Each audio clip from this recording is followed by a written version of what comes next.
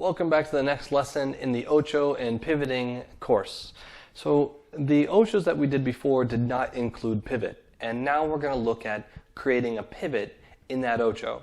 So before, to get into the Ocho, what we had to do was we had to change from parallel system into cross system using the secret weight change. If any of this is sounding unfamiliar to you because maybe you've taken a break from these videos, go back and watch those lessons, refresh your memory, and then come back to this video when you're ready.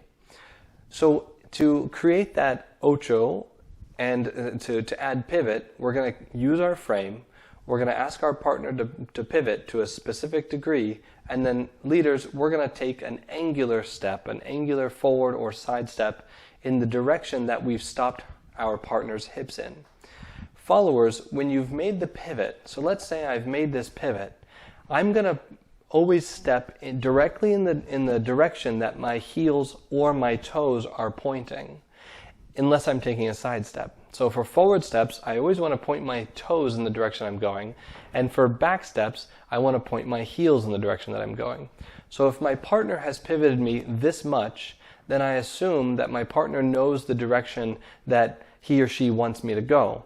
So then that my partner would then start to move in that direction. I would extend, and then my partner would move me to a new place on the floor, only in that direction that my partner has stopped my hips.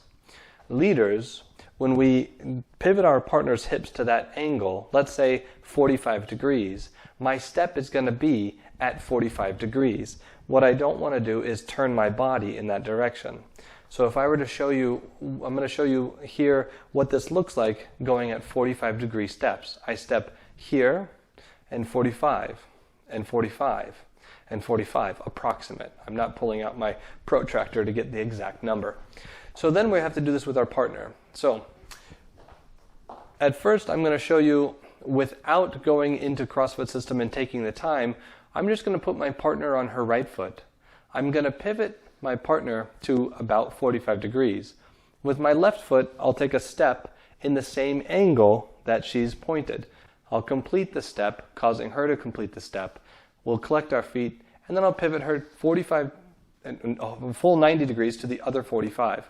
And then I'll take an angled step in that same direction. So here we go. We pivot, and we step. We pivot, and we step. All right? So then once you've kind of gotten that down, practice that a bit. You can even pause the video right now and practice that some. I would suggest that. And then hit play, and you're going to try and connect this to a walk. So in the walk, here we are walking in parallel system.